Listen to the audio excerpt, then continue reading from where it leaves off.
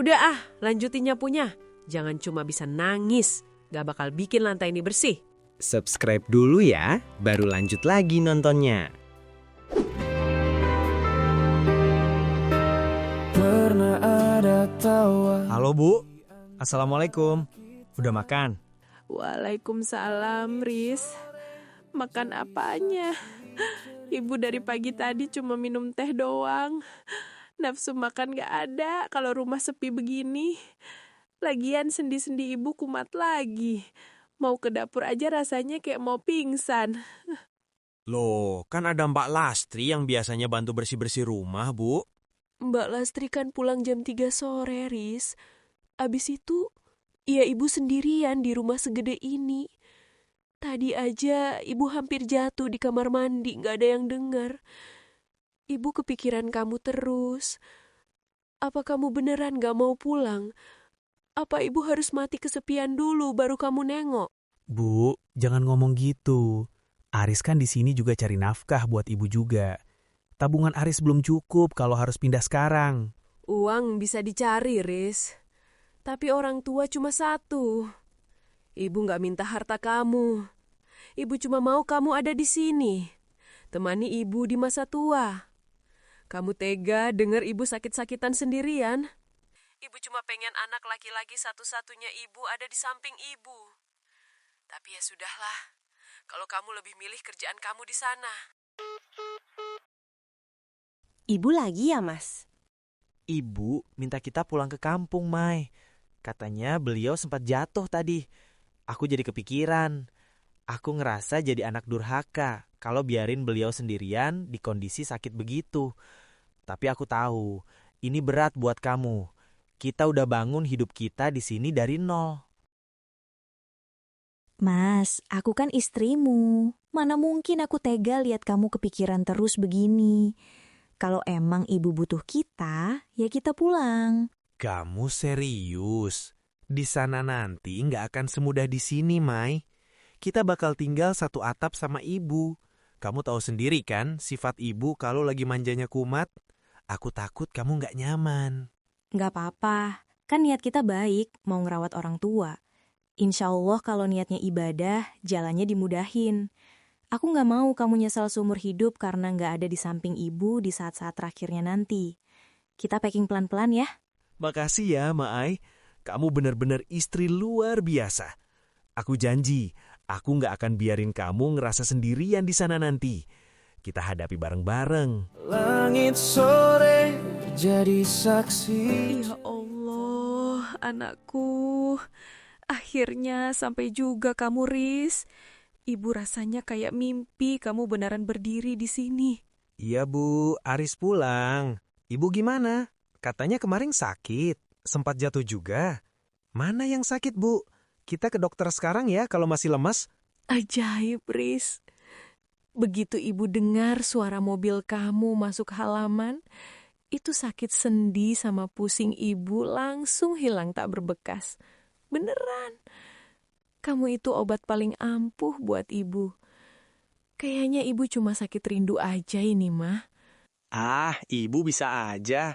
Apa kabar, Bu? Maaf ya, Maya baru bisa pulang ke sini lagi. Baik, Maya, baik. Ya, syukurlah kamu mau ikut Aris pulang ke desa yang sepi begini.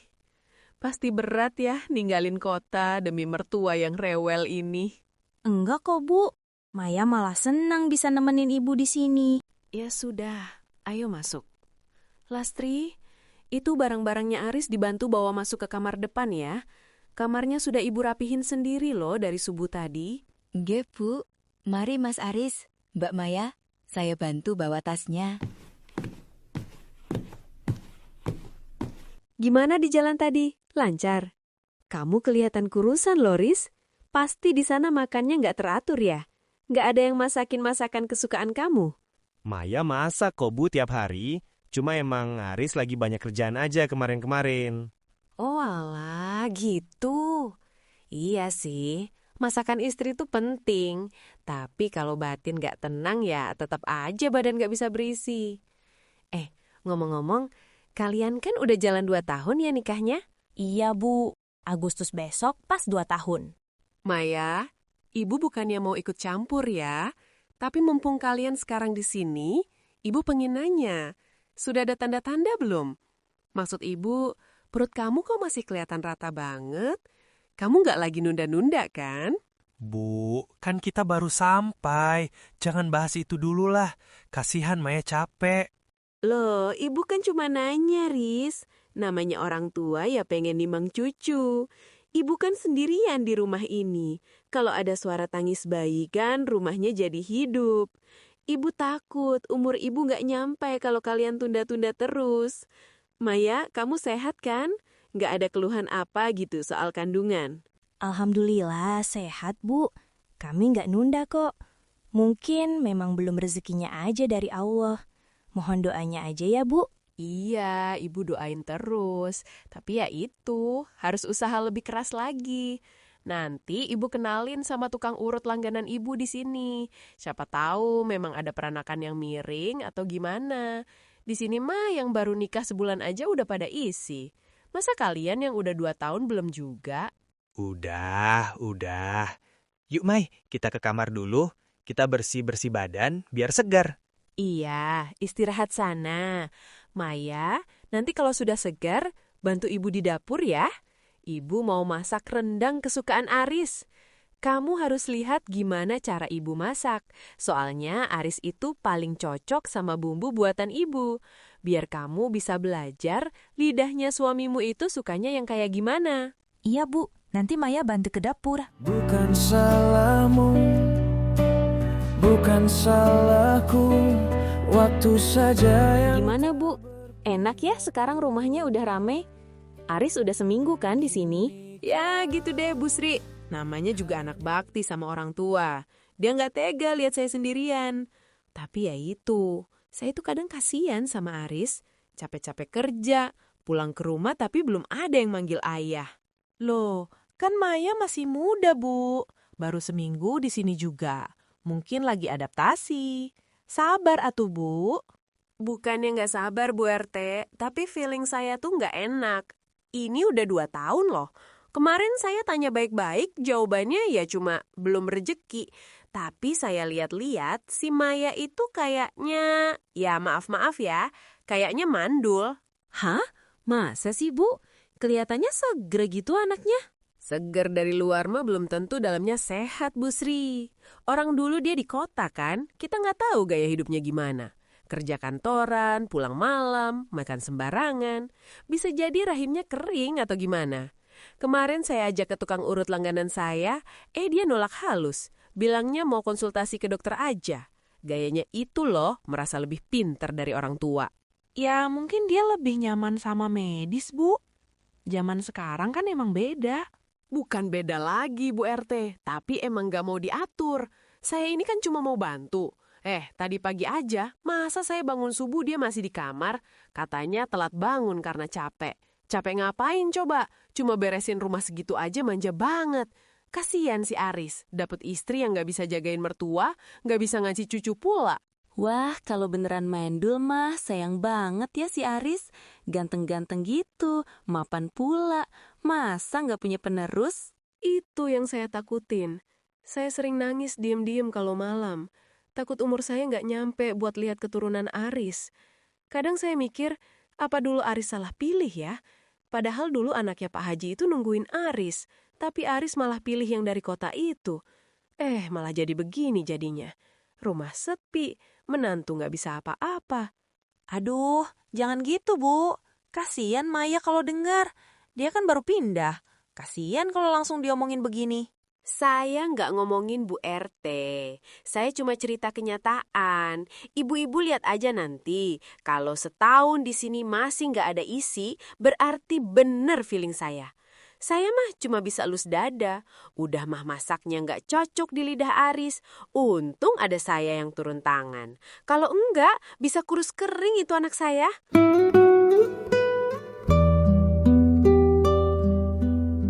Nguleknya yang halus, Mai. Aris itu paling gak suka kalau makan sambal tapi biji cabainya masih utuh-utuh gitu. Dia orangnya perfeksionis, apalagi soal makanan rumah. Makanya dulu dia susah banget mau makan di luar kalau bukan ibu yang masak. Iya, Bu. Ini Maya usahain sehalus mungkin. Mas Aris emang pernah bilang sih, kalau sambal buatan ibu nggak ada tandingannya. Ya jelas, ibu kan ngurus dia dari bayi. Ibu tahu luar dalamnya Aris. Makanya ibu itu kadang sedih kalau lihat dia pulang kerja mukanya kuyu gitu. Kayak ada beban yang dipendam.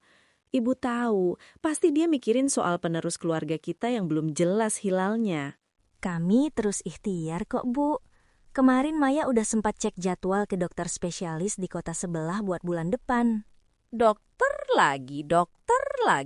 Apa-apa medis. Padahal ya Mai, kalau rahim itu subur, mau dibawa tidur di ubin pun pasti jadi. Ibu dulu abis nikah sama bapak, bulan depannya langsung isi si Aris. Nggak pakai periksa-periksa segala. Mungkin emang bibitnya harus kuat. Atau mungkin wadahnya yang harus diperbaiki. Kamu nggak ngerasa ada yang aneh gitu sama badan kamu? Maksud ibu gimana ya? Maya ngerasa sehat-sehat aja selama ini? Gini loh Mai, ibu ini bukan mau nyalahin kamu. Tapi kamu lihat sendiri kan, Aris itu anak tunggal. Harta ibu, rumah ini, semuanya buat siapa lagi kalau bukan buat cucu ibu nanti. Ibu tuh kalau ngaji di musola malu ditanya terus sama teman-teman ibu. Mereka udah pada gendong cucu kedua, cucu ketiga. Sedangkan ibu cuma bisa gendong harapan kosong. Apa kamu gak kasihan sama suamimu? Tiap malam ibu lihat dia sering ngelamun di teras. Maya juga pengen banget punya anak, Bu. Gak ada seorang istri pun yang gak pengen jadi ibu. Maya juga doa tiap sujud, Bu. Ya doa aja gak cukup kalau caranya salah. Atau jangan-jangan kamu sebenarnya emang gak mau repot punya anak dulu karena takut badan kamu rusak. Anak zaman sekarang kan gitu, takut perutnya gelambir, takut gak bisa dandan lagi. Tapi ya ingat Mai, kecantikan itu pudar.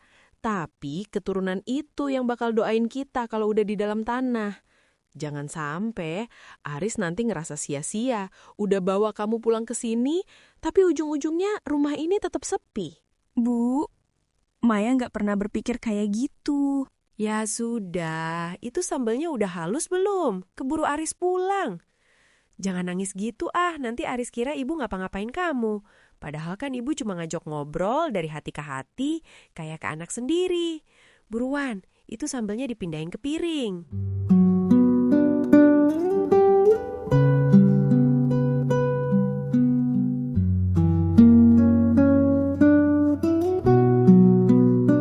Di kolong meja masih ada debunya, Mai. Nyapu itu jangan cuma formalitas, yang bersih sekalian. Ibu itu paling gak bisa kalau telapak kaki ngerasa ada pasir dikit aja. Rasanya kayak rumah gak diurus. Iya, Bu. Tadi udah Maya sapu. Mungkin ini debu baru dari jendela yang kebuka. Ya makanya jendelanya ditutup. Kamu itu sudah seminggu di sini, tapi kayak belum paham-paham juga cara kerja di rumah ini. Dulu, Aris pas masih bujang, rumah ini selalu rapi karena ibu yang pegang. Sekarang ada menantu. Kok ibu ngerasa malah makin berantakan ya? Maaf ya, Bu. Maya masih belajar nyesuaiin diri sama kemauan ibu. Belajar kok lama banget. Harusnya insting seorang istri itu cepat, Mai. Tapi ya ibu maklum sih, kamu kan dulu sibuknya di kantor, duduk manis di ruangan AC, mungkin gak biasa pegang sapu begini. Beda banget ya kalau ibu lihat Sarah, anaknya Pak Haji itu. Kemarin ibu lihat Sarah di pasar. Masya Allah, Mai, biarpun dia punya anak kecil 2, dia mau tuh belanja ke pasar. Dia masak sendiri, urus anak sendiri, bapak mertuanya aja sampai muji-muji terus. Mana suaranya lembut, kalau ngomong sama orang tua itu adem banget didengarnya. Aris itu dulu hampir saja ibu jodohkan sama dia. Kalau saja Aris nggak ngotot pilih kamu yang jauh di kota sana. Kenapa ibu terus-terusan bandingin Maya sama Sarah? Maya di sini juga berusaha jadi menantu yang baik buat ibu. Buktinya mana? Menantu yang baik itu bukan cuma pintar nyapu, Mai, tapi bisa ngasih keturunan buat keluarga ini. Kamu lihat Sarah, sekali nikah langsung isi. Itu baru namanya membanggakan mertua. Kalau cuma nyapu begini mah, ibu bisa bayar orang buat ngerjain. Yang nggak bisa dibayar itu kan rahim yang sehat. Ibu tuh perih hatinya setiap ada tetangga nanya, kapan dapat cucu? Ibu harus jawab apa? Jawab kalau menantu ibu sibuk belajar nyapu tapi belum bisa kasih apa-apa. Anak itu titipan Allah, Bu. Bukan Maya yang nentuin. Alasan klasik. Semua orang juga tahu itu titipan. Tapi kalau kitanya nggak ada kualitas, ya titipan itu nggak bakal datang. Udah lanjutin nyapunya. Jangan cuma bisa nangis. Nggak bakal bikin lantai ini bersih. Ibu mau istirahat di kamar. Pusing lihat cara kerja kamu yang lambat begitu.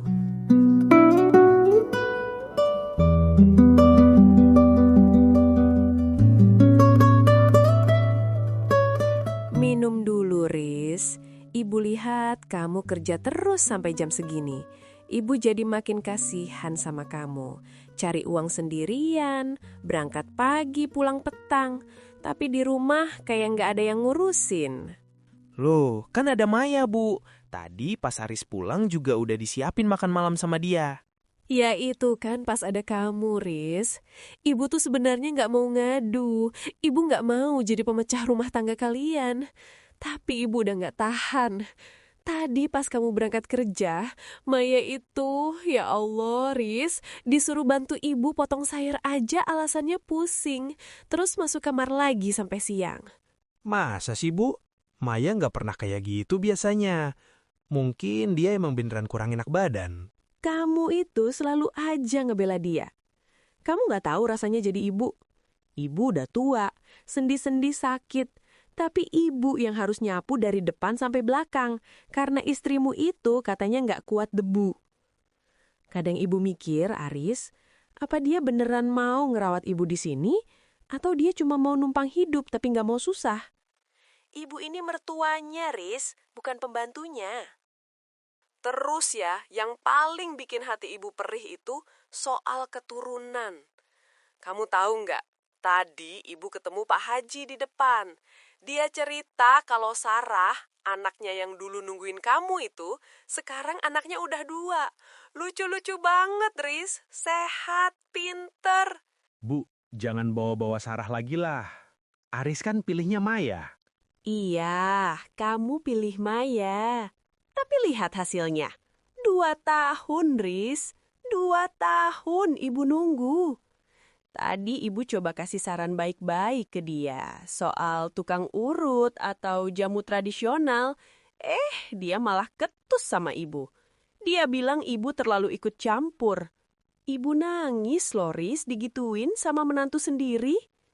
Ibu cuma pengen kamu punya penerus. Apa kamu gak mikir? Kalau nanti kamu udah tua terus gak ada anak, siapa yang mau urusin kamu? Aris nanti coba ngomong sama Maya ya, Bu. Mungkin emang Maya lagi sensitif. Tapi Aris mohon ibu jangan nangis lagi. Aris jadi ngerasa gagal jadi anak. Kamu gak gagal, Riz. Kamu anak yang luar biasa. Yang gagal itu pilihan kamu. Ibu cuma pengen yang terbaik buat kamu. Ibu gak mau kamu habis dimanfaatin doang, tapi gak dapat kebahagiaan yang utuh. Coba kamu pikirin lagi, apa Maya itu beneran jodoh yang dikirim Tuhan buat keluarga kita atau cuma ujian buat kamu? Karena jujur, ibu ngerasa rumah ini makin gelap sejak dia ada. Udah ya, Bu. Ibu istirahat aja. Besok Aris coba bicara pelan-pelan sama Maya. Ya sudah, kamu juga istirahat. Jangan terlalu dipikirin, tapi ya jangan diabaikan juga. Ibu sayang banget sama kamu, Riz. Ibu gak mau kamu menderita.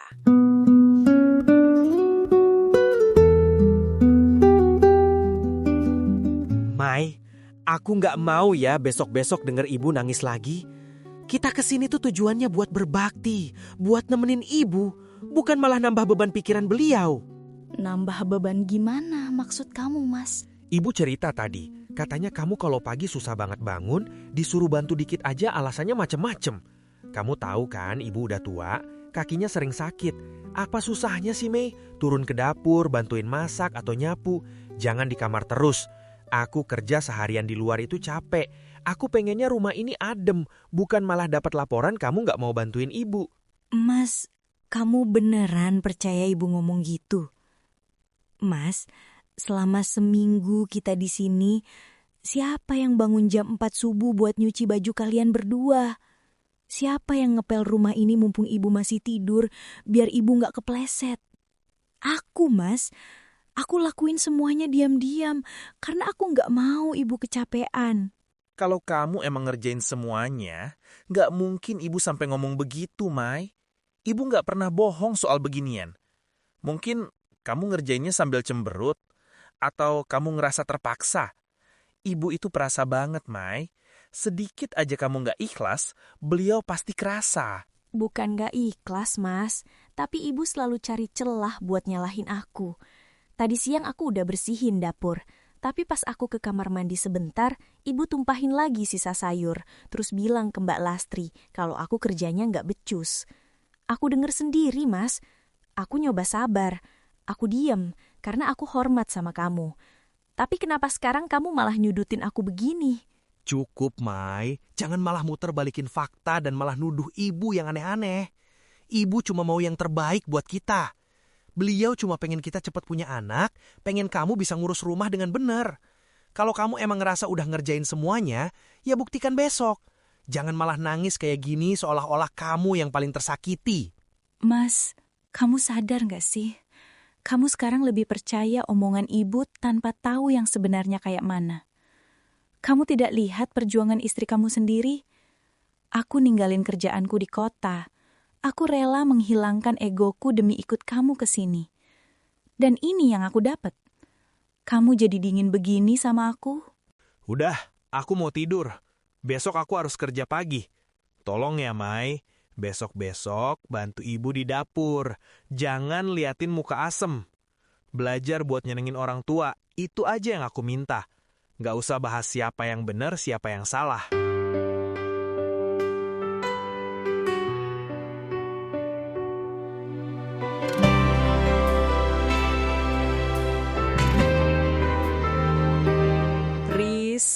Ibu mohon sekali ini saja kamu bujuk Maya.